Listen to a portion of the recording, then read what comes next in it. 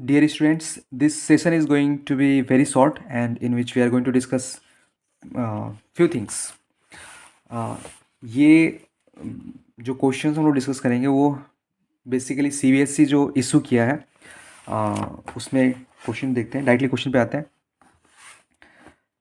ये इशू हुआ था सीबीएसई के माध्यम से, ये इशू है। क्वेश्चन नंबर 1 देखते हैं। ये इंपॉर्टेंट क्वेश्चन है। क्वेश्चन जितना आसान दिख रहा है उस एक्सप्लेनेशन से लगता है कि इसमें भी जानने वाली बात है, एक गहराई वाली बात है। क्वेश्चन देखते हैं।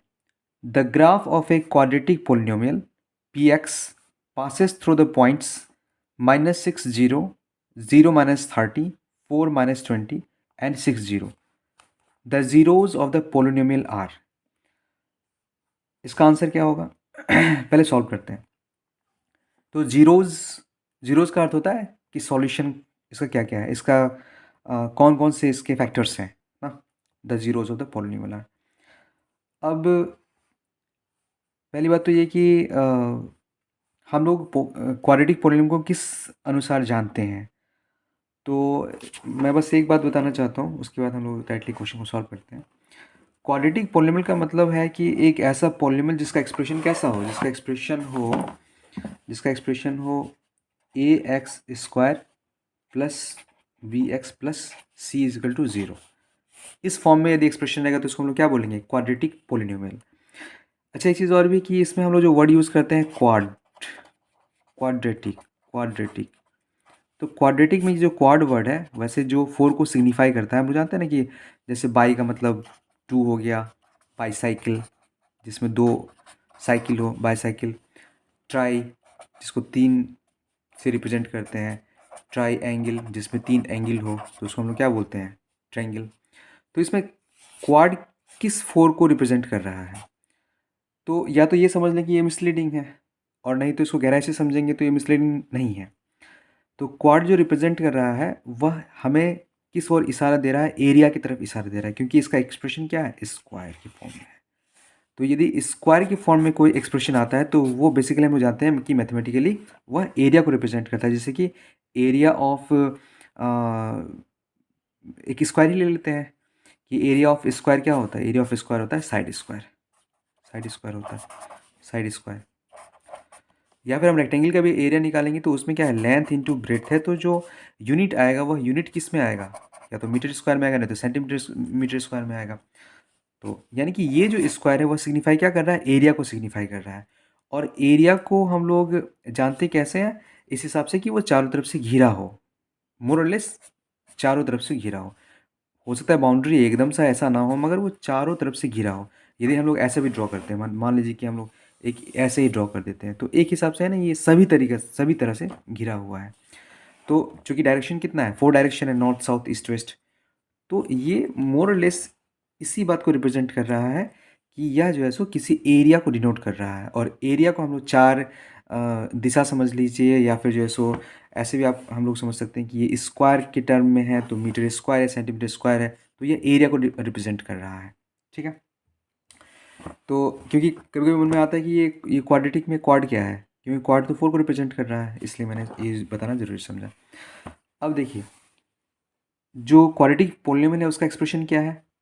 ए x square plus b x plus c is equal to 0 की फॉर्म में है। ये कोई ज़रूरी नहीं कि x यहाँ पे हो तभी ये क्वाड्रेटिक पोलिनोमियल होगा। यहाँ पे यदि हम लोग लिखेंगे a y square plus b y plus c is equal to 0, यह अभी भी क्या है? क्वाड्रेटिक पोलिनोमियल है। इस बात को जानना क्यों जरूरी था? क्योंकि यदि इस क्वेश्चन में यदि इस x की जगह y दिया रहेगा तो हमारा आंसर बदल जाएगा। यह x की जगह y दिया रहेगा तो हमें यह पता होना पड़ेगा कि जो है सो x के टर्म में हो तो भी ये क्वाड्रेटिक पोलिनोमियल, y के टर्म में हो तो भी क्वाड्रेटिक पोलिनोमियल, क्योंकि basically x and y are what? These are variables. अब क्वेश्चन को फिर से पढ़ लेते हैं कि एक क्वाड्रेटिक पोलिनोमियल जो है सो पास कर रहा है, कौन कौन से पार्ट से पास कर रहा है? -6, 0 से पास कर रहा है। उसके बाद जो है सो 0 -30 से पास कर रहा है, 4 -20 से पास कर रहा है, और 6 0 से पास कर रहा है। तो यदि कोई एक लाइन ड्रॉ करते हैं हम लोग इस प्रकार से, और एक कोई पोलिनोमियल है जो जिसका एक्सप्रेशन x के टर्म में है, एक्सप्रेशन एक्स के टर्म में होने का अर्थ क्या है कि यह जो है सो एक्स एक्सिस को, वैसे ये वाई एक्सिस को काट काट सकता है, मगर यहाँ पे ये है कि the zeros of the polynomial, यानी कि इसके फैक्टर्स कौन से होंगे, और ये किस में दिया हुआ है, एक्स में दिया गया, अर्थात इस क्वाड्रेटिक पॉलिनॉमियल का सॉल्यूशन देखा जाएगा कि कौन कौन से पॉइंट पे ये एक्स एक्सिस को कट किया है। मान लेते हैं कि यदि कोई एक हम लोग ऐसा ड्रॉ करते हैं, ये एक कोई एक ग्राफिकल रिप्रेजेंटेशन हो गया किसी कर्व का, तो ये कौन कौन से पॉइंट पे कट कर रहा है, एक इस पॉइंट पे कट कर रहा है, एक इस पॉइंट पे कट कर रहा है, एक इस पॉइंट पे कट कर रहा है।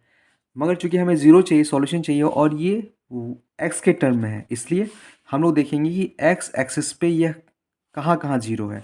तो एक इस पॉइंट पे जीरो है, एक इस पॉइंट पे जीरो है।